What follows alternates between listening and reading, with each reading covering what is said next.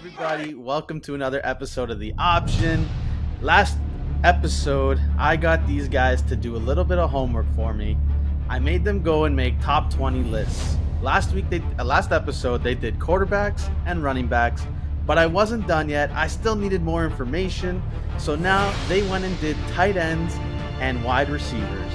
This was helping me, and it's also helping all of you, the fans, because they did all the homework for us.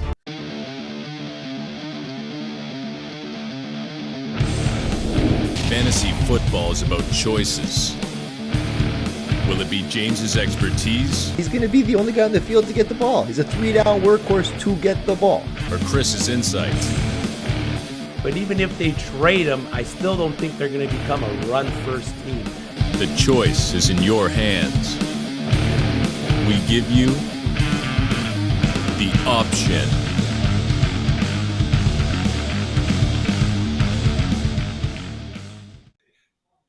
Hello! There it is. We missed it, Nikki. You're back. Welcome back. I'm back, baby. Here we go. Did you figure out where that was from? I did. I knew where it was from. It's from Seinfeld. What do you mean? How's it going, everybody? That's after he Googled it because he had no idea. I know where it's from, James. What do you mean? Like, come on. Anyways, besides you guys, hello, everybody. Welcome to another episode of The Option. Last episode, I got these guys to do a little bit of homework for me. I made them go and make top 20 lists. Last episode, they did quarterbacks and running backs, but I wasn't done yet. I still needed more information. So now they went and did tight ends and wide receivers. This was helping me, and it's also helping all of you, the fans, because they did all the homework for us. And just like last Chris, episode, did you get paid for that homework? 'Cause I didn't. Well, I got an agreement with Nick that if he drafts any of my uses my list to do any of his drafts, I get a certain percentage of his winnings. Do you have that in writing? Because Oh. I don't remember signing anything of that. No, I such. do. No, you No, signed I it. don't think so. Don't worry. Can I get a copy of that signed as well, Chris? Because I want one too. Then that's I don't think that's gonna be. That's not gonna hold in court. I'm fine over here. We're good. But yes, they did make these lists. If you watched our last episode, you would have saw that we went through these lists with a whole bunch of questions, and we're basically going to do the exact same thing this episode. I've gone through their lists. I've made questions for the guys, and I'm going to ask them to them. They're going to give me their reasonings behind how they made their lists and all sorts of different things involving these lists. just we're doing different positions, not exactly the same as last Yes, time. it is okay? wide receivers and tight ends this episode.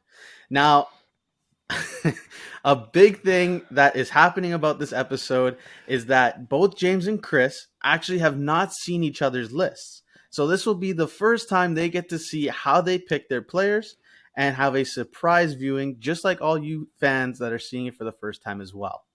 If you're listening, So it's a show me yours and I'll show you mine kind of thing? pretty much, yeah, exactly. You know, and then you get to see who's is better. I mean,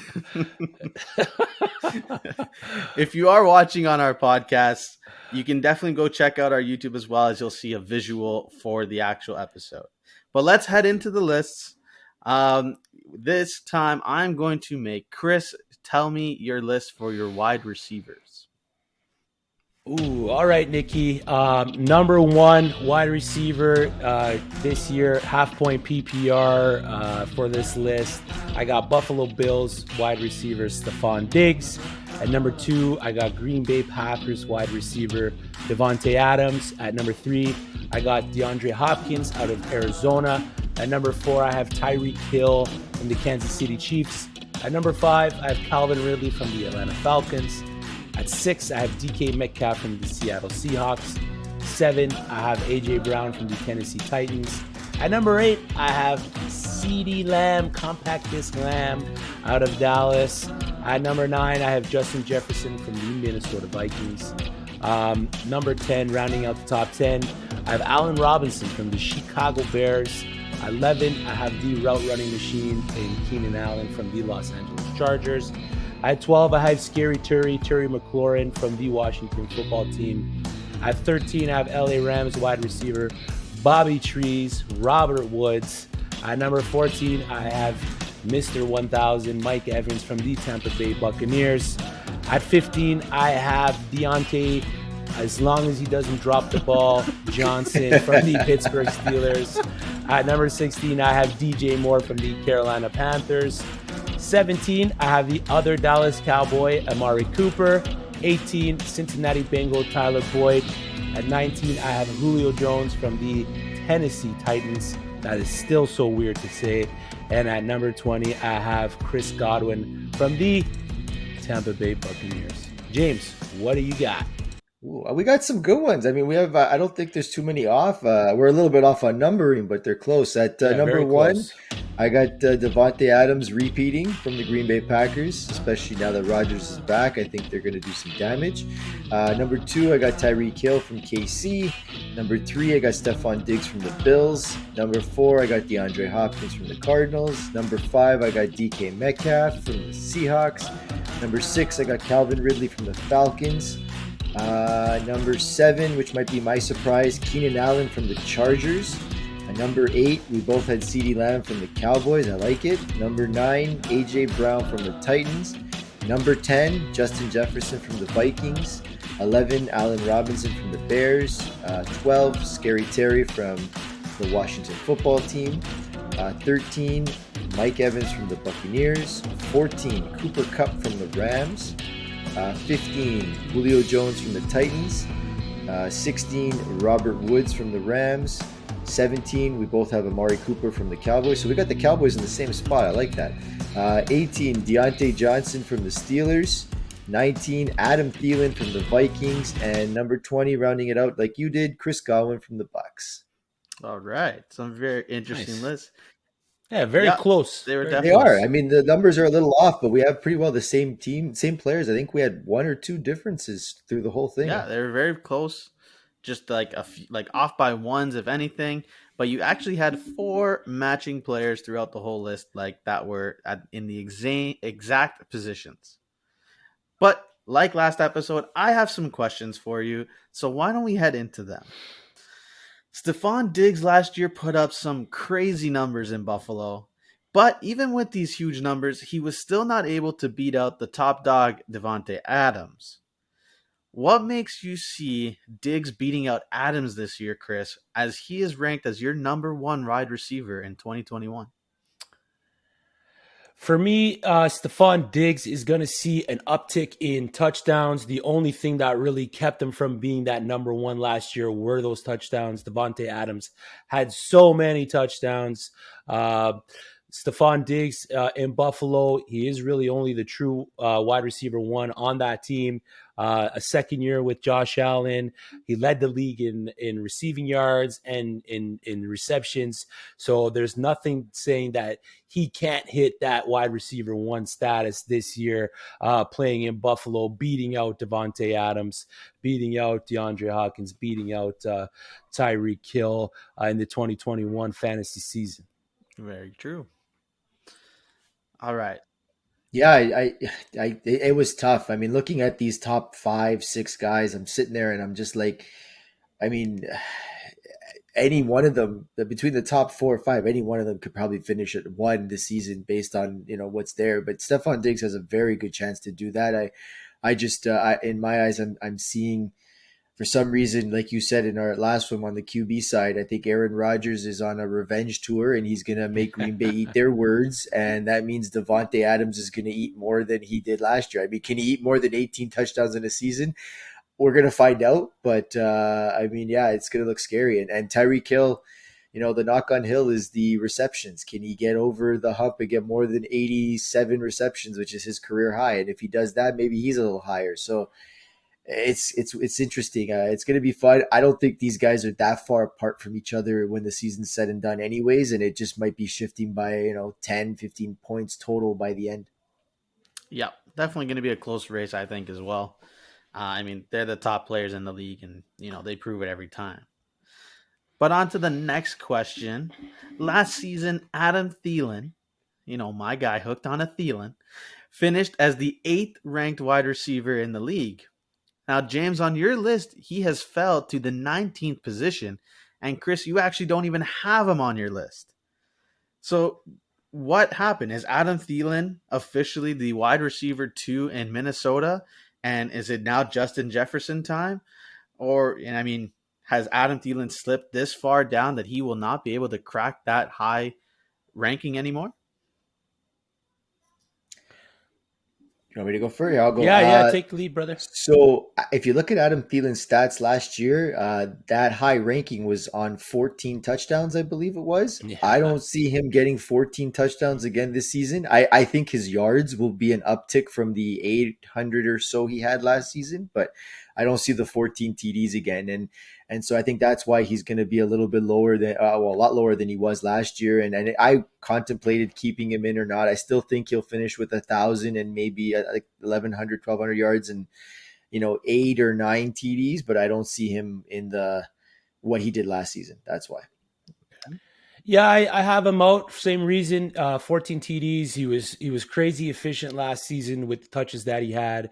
I think he had 25 red zone targets, and 14 of those went for touchdowns. I don't necessarily think that he's going to be able to reproduce what he did last season. I got him at about 8 touchdowns and around the same amount of yardages. I don't believe that the Minnesota Vikings are going to be this prolific passing offense.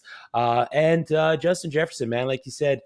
Justin Jefferson is the top dog in Minnesota. Adam Thielen is 31 or 32-year-old wide receiver who is on the back end of his career. I just don't see him entering that top 20 when all is said and done. Well, you guys are both wrong because Adam Thielen's going to be great again. And yeah, I know it. I like when we talk bad about his players. It's not fun. I just sit here. I'm like, oh, great. My guy's getting bashed. It's not fun. Anyways, let's get to our next question. Robert Woods and Cooper Kupp have gotten a huge upgrade in the quarterback position this season, bringing in Matthew Stafford. However, both of you have them out of your top 10 range as well. Why do you think that with this addition of Matthew Stafford, one of these guys will still not make that top 10 caliber? I mean, they could easily both do it. The opportunity for them is going to be there. But again, breaking down these lists, who do I see that Robert Woods or Cooper Kupp jumps over some of these top dog wide receiver ones on their teams? I don't see Robert Woods jumping a guy like Keenan Allen. I don't see Robert Woods jumping a guy like Allen Robinson or Justin Jefferson or CeeDee Lamb at this point. I mean, I struggled not putting Cooper Kupp in my top 20 to begin with, but breaking it down, I'm just again, the opportunity is going to be there. He could very easily step into this top 20 category of wide receivers when all is said and done. I mean, there's so many wide receivers to choose from that all these situations can go either way.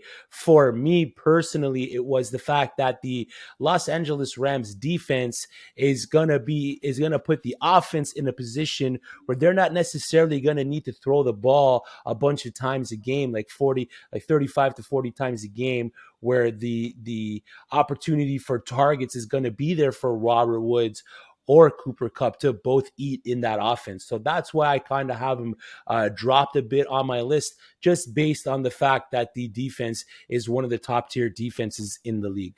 Fair enough. Yeah, I that's also a good point, Chris, on the defense and what they're going to do there. I have them both in my top. I think I have it the other way. I have Cooper Kupp ahead of Robert Woods just because I think Cooper Kupp is going to be the guy that I think Matt Stafford gels with a little bit more. That may be more just me, call it a hunch on why. But I mean, these two guys have always finished pretty good, even with Jared Goff. And I think that they'll still be okay this season. But yeah, I don't have them in the top 10 because, that's one of the reasons. And on top of that, he's spreading the ball out to more than one person. Whereas in the other guys, like those are the legitimate ones. These two guys, either one of them could be the one. And when you're, it doesn't matter which one he's passing to. Their game is to win the games, and I mean they're going to get their points, but it just won't be as much as what a true number one like a Stephon Diggs is going to get. Very true. Very true. Okay, now both of you have Amari Cooper at 17, like we've discussed already. And I mean, as much as it's a Cowboy and I don't like to see it, he's there. But having a healthy Dak potentially back. I mean, he is struggling a little bit in training camp right now, but he should be fine for the season. Do you guys not trust that Amari Cooper will get back into that groove with Dak Prescott where we saw him reach as high as number 10 in fantasy? Or do you think that CeeDee Lamb is going to take over that role this year? I think judging by where we have CeeDee Lamb, we both think CeeDee Lamb's going to take over this year. Yeah. From what I'm hearing out of camp, with especially the fact that Cooper is injured right now and he's on the preseason pup list, we don't know how they're saying he should be back hopefully by week 4 of preseason. But who knows? He battled last year with an injury. The guy plays hurt every year, it looks like. I mean, he plays through it, don't get me wrong, but there's always something there. And they're moving CeeDee in all the different wide receiver positions. So they're starting to see that CeeDee Lamb can play the outside. CeeDee Lamb can play the slant. CeeDee Lamb can play everywhere. And so when you start to see that, they're going to start to realize, okay, wait, CeeDee Lamb needs to be given the ball more, needs to be moved around more. And I think that's going to hurt. And I believe this is the year that they can make the decision on letting Cooper go and not having to eat the cap on it by the end. And I don't know. I'm just wondering if that's going to also play an effect where they're just going to kind of see what they have in CeeDee. And I do think he's the better talent. He is going to take over and be the guy that should be the legit number 1 on this team. Fair. Yeah, I mean, I have him at 17 just based on the ankle injury. An ankle injury is something that I don't necessarily, as a Michael Thomas fan, I'm not too fond of wide receivers having, especially a guy that's coming off surgery for an ankle injury. I do have him back a bit just because the risk of re-injury is there for me with Amari Cooper. And the fact, like James says, CeeDee Lamb has been moved all around the field. He's been Dak's favorite target through training camp. So that for me is one of the main reasons why I have Amari Cooper so low. But again, we've said it once, we're going to say it a bunch of times. These guys can be interchangeable throughout the whole season just based on situation and whatnot. Gallup's had to step up in camp. CeeDee's been balling out in camp. The fact that Zeke is catching balls. I mean, there's only one ball to go around. So I think he takes a bit of a step back this season. All right. Have you seen some of those CeeDee catches, by the way? Whoo, those have looked crazy. Nice. Yeah, they're pretty. He is unreal. So, but I've also seen Jake Kumaro make good catches in training camp. So it is training camp. Let's take it with a little grain of salt, James. You had to go and kill that for me. You had to go and kill that for me. I was on a high there. Let's take it down a notch. You told me that guy's name so long ago. I went to pick him up. He sat on my bench the whole dang year, and I didn't do anything for him. Hey, Aaron Rodgers is still upset. I know, but I'm just saying. I mean, he was waiting to play. It was like, okay. Wait, Rodgers couldn't get him back either? He got Randall Cobb back. He did. Buffalo's not going to let go of touchdown Jesus. All right, guys. With your list, I have one last question. Chris, you have Tyler Boyd on your list as wide receiver 18. Where last year, when Joe Burrow was playing and healthy, Tyler Boyd had the potential to be from the range of 10 to 15 wide receiver in the league. James, you don't have any Bengals on your top 20. With these new additions in Cincinnati, with Jamar Chase and T. Higgins being an explosive sophomore that people are projecting, Chris, what makes you think that Tyler Boyd is the one that's going to crack this list of top 20? Just based on history of Joe Burrow's favorite target in the passing game, and it's always that slot wide receiver. He tends to find that slot wide receiver whenever he's in doubt. He throws it to that guy. Tyler Boyd is a big body, a guy that can go up and catch the contested balls in the middle.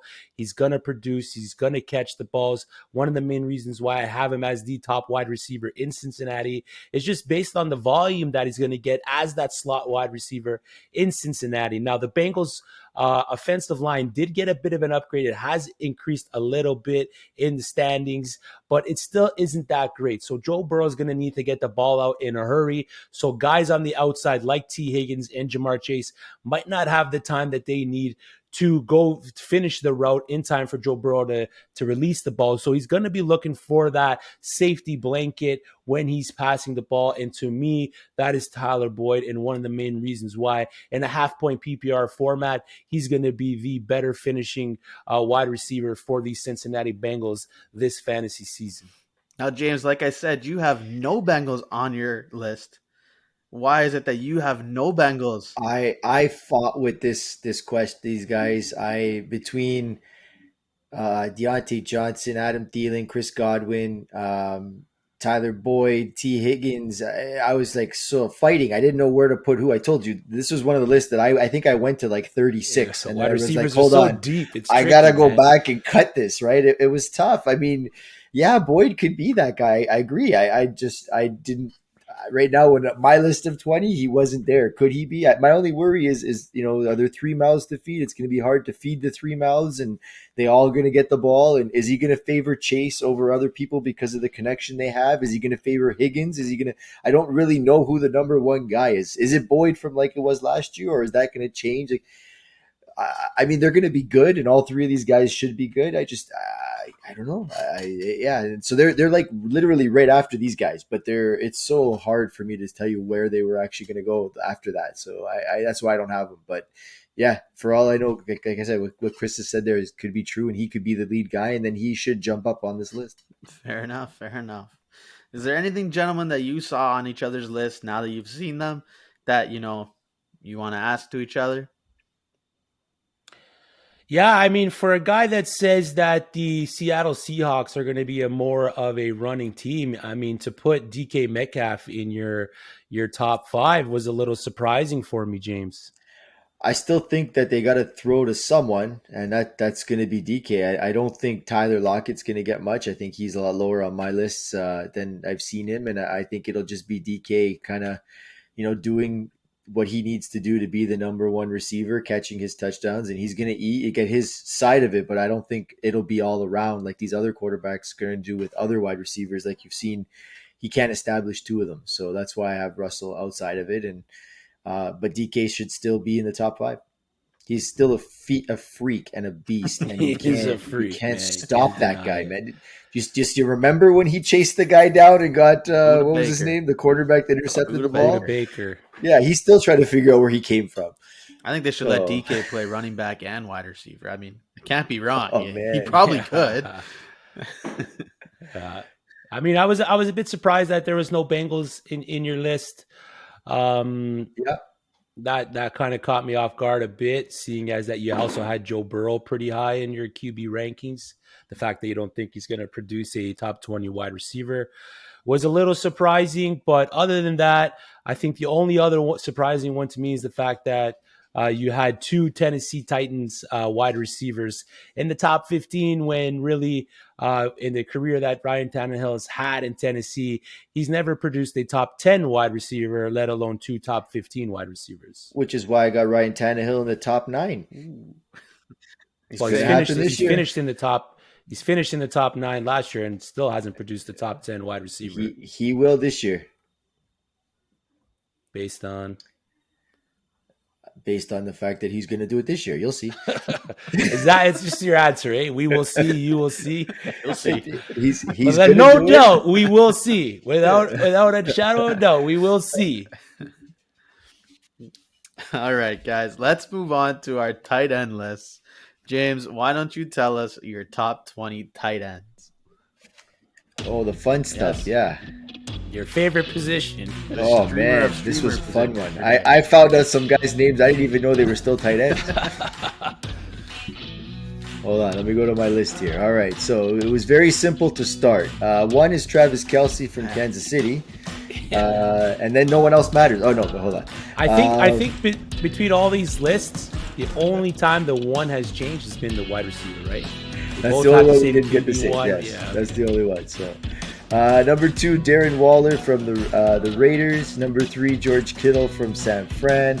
Number 4, T.J. Hawkinson from Detroit. Number 5, Mark Andrews from Baltimore. Number 6, Kyle Pitts from Atlanta. Number 7, Noah Fant from Denver. 8, Logan Thomas, who just signed a new deal with Washington. Number 9, Irv Smith Jr. from Mini. Number 10, Tyler Higbee from the Rams. 11, Dallas Goedert from Philly. 12, Robert Tonyan from Green Bay. 13, Mike Gesicki from Miami. 14, Adam Troutman from the Saints. 15, Rob Gronkowski from T-Bay. 16, Evan Ingram from the Giants. 17, Jonnu Smith from New England. 18, Blake Jarwin from the Cowboys. 19, Hunter Henry from New England. And 20, Jared Cook from the Chargers. Very nice. Good list, James. Good list. Again, a number 1 tight end for the year, Travis Kelce. Travis Kelce, he's pretty much a wide receiver, man. Come on. Guy's finishing as a top 5, top 3 wide receiver. From the Kansas City Chiefs, like you, at number 2, I have Darren Waller, the Walrus for the Las Vegas Raiders. At number 3, George Kittle from the San Francisco 49ers. At number 4, I have TJ Hawkinson from the Detroit Lions. At number 5, I have Kyle Pitts, the Atlanta Falcons. Number 6, Noah Fant from the Denver Broncos. 7, I have Mark Andrews from the Baltimore Ravens. At 8, I have Mike Gesicki from the Miami Dolphins. 9, Tyler Higbee from the LA Rams. At number 10, I have Hunter Henry from the New England Patriots. At 11, I have Rob Gronkowski from the Tampa Bay Buccaneers. 12, Irv Smith Jr. from the Minnesota Vikings. 13, and this one pained me, I moved this guy all around this list, Evan Ingram from the New York Giants. At 14, I have Dallas Goedert from the Philadelphia Eagles. At 15, I have Sweet Tonyan Chicken Teriyaki Robert Tonyan from the Green Bay Packers. At 16, I have Logan Thomas from the Washington Football Team. At 17, I have Jared Cook from the LA Chargers. 18, I have Zach Ertz from the Philadelphia Eagles. At 19, I have Gerald Everett from the Seattle Seahawks. And at number 20, I have my boy, the Trout, Adam Troutman from the New Orleans Saints.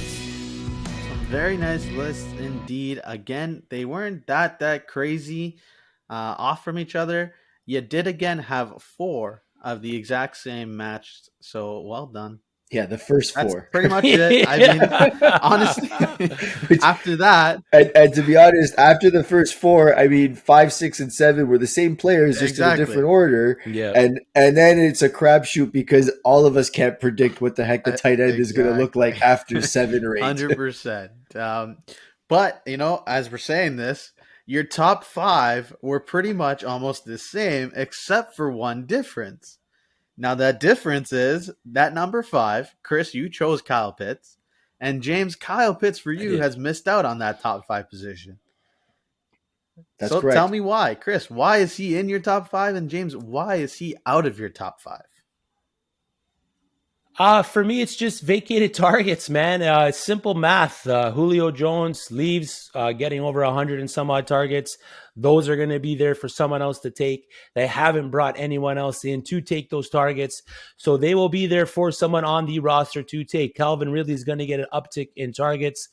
And Kyle Pitts has been burning defenders throughout camp, making them look bad. He's going to be a focal point of that offense. The reason why they drafted him at the number 4 position is for him to be a top 5 tight end. Now, you do have to temper your expectations a little bit with a rookie tight end, but to me, this guy's just built differently. His measurables are different. He's just one of the guys that could easily be drafted as a wide receiver. If he was a wide receiver, he'd be drafted as one of the top wide receivers, let alone as one of the top tight ends. He's going to demand playing time. And to be honest, I have him ahead of Andrews because he doesn't drop the ball like Mark Andrews does. I don't trust the cement hands that Mark Andrews has. I like the soft, feathery touch of Kyle Pitts when it comes to catching balls in the end zone. Very fair. All solid points. Yes, Mark Andrews has cost me fantasy seasons in the past with those drops, but I know our producer's pretty scorned as well. He is. He's heard him as well, but I don't know. I just rookie tight ends don't normally do as well as they should in their first season, as we've seen in the past. And I mean, I don't have them that much further than 5. I'm at 6, so it's not like it's no. You don't. I mean, yeah. I've been I've been an advocate that he won't finish in the top 5, so I got him at 6. I mean, Sticking to your point. I like it. could he pass Mark Andrews? Sure, he could. Yeah, I mean, but I think with the offensive weapons that are going to be in Baltimore, throwing wise, I think it'll open up Andrews a little bit more to catch more. Hopefully, he catches them instead of drops them with his cement hands, like you've said, and that should catapult him a little higher.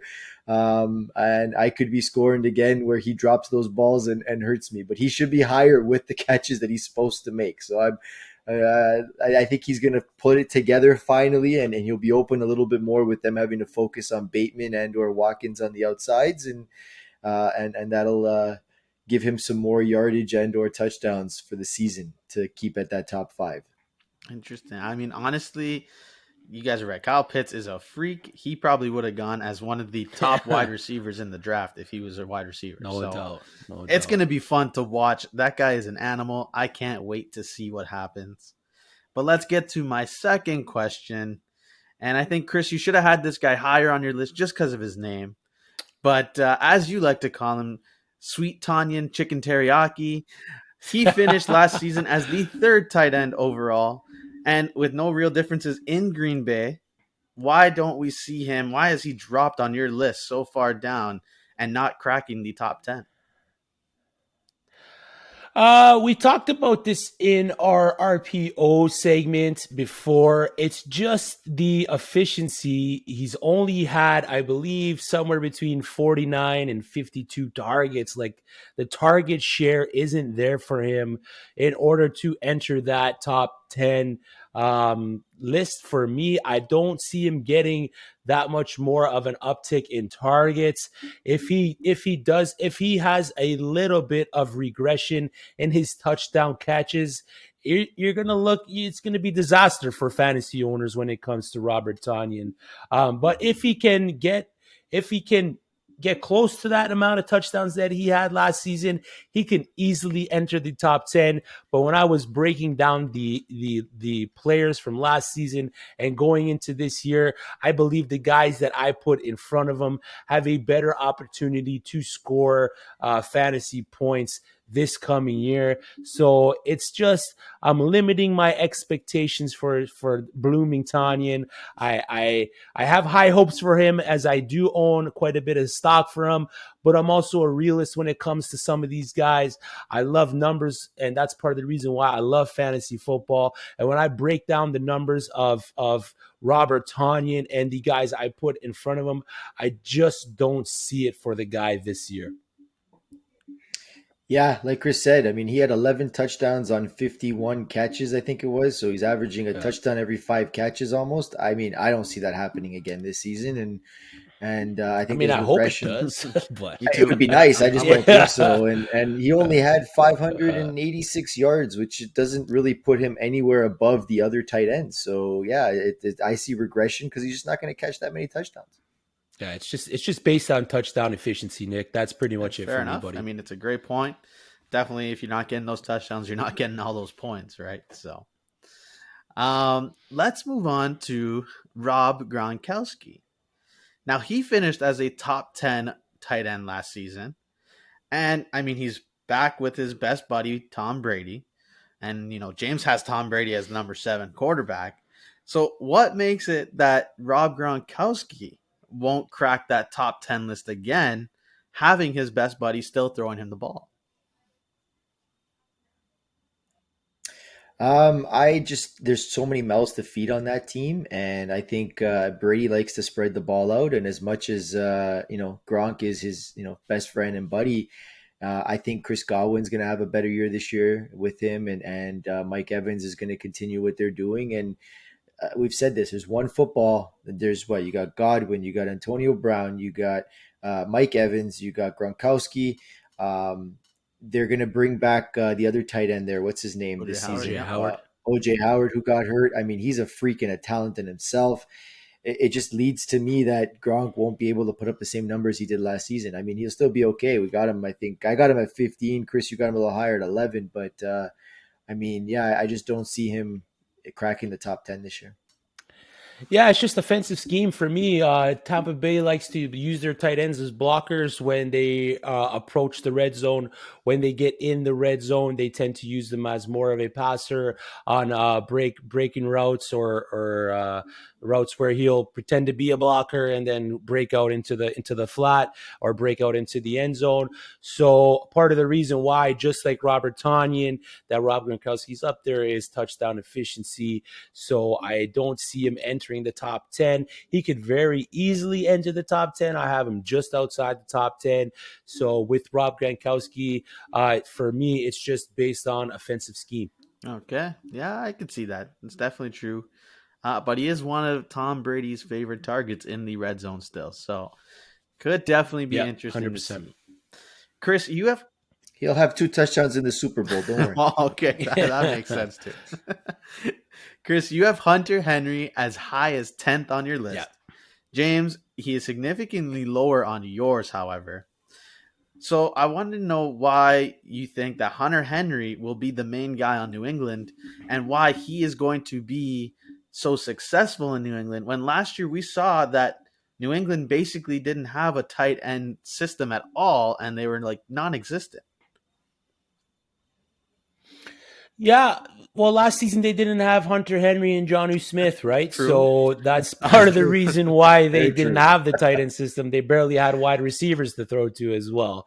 I think the offensive scheme is going to change, and the reason why Robert Tonyan was good last season was his touchdown efficiency, and that to me is why Hunter Henry is going to enter that top 10.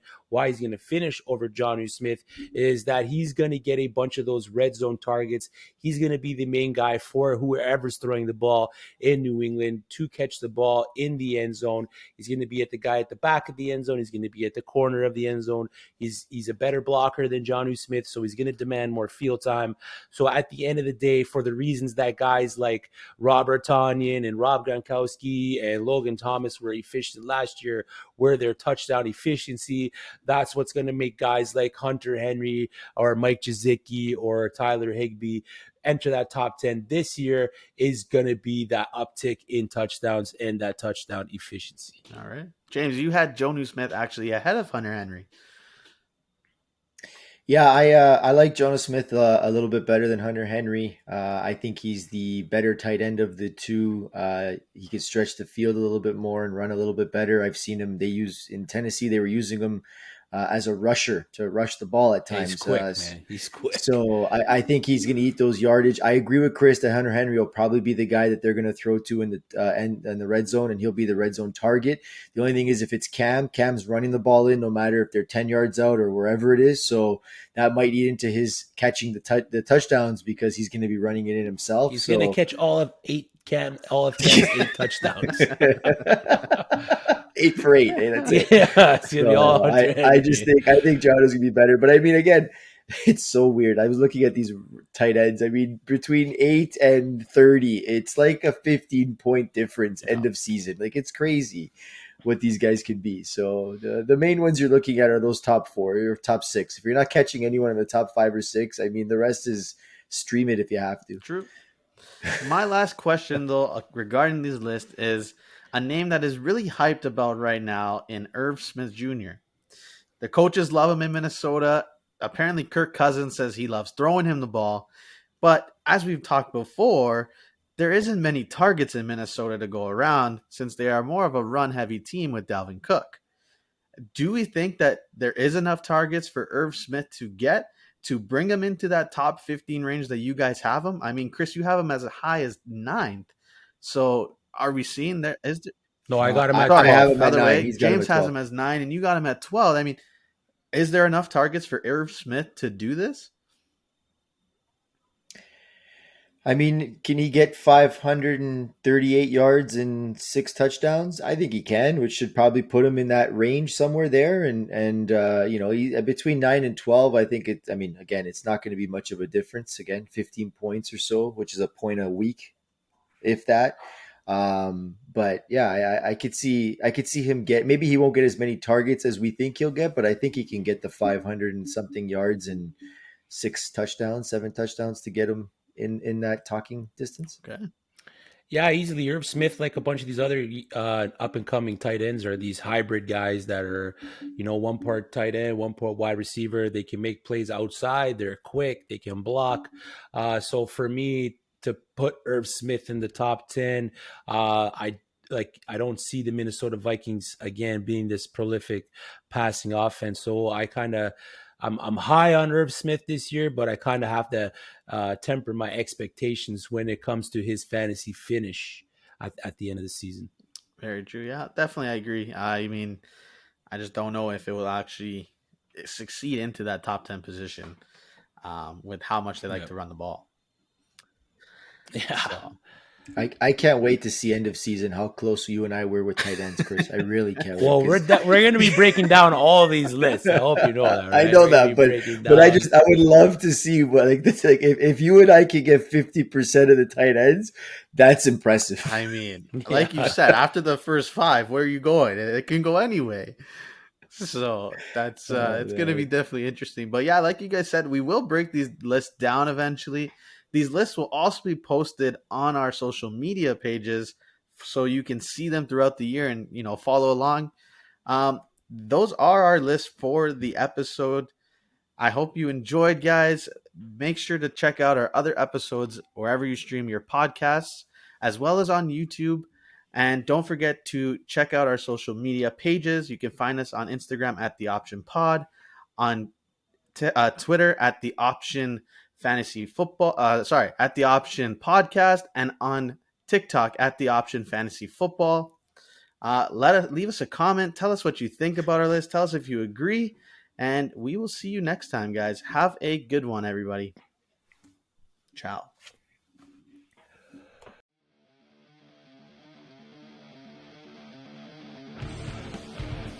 Do you agree with us? Disagree with us? Let us know with a comment below, or even reach out to us and DM us.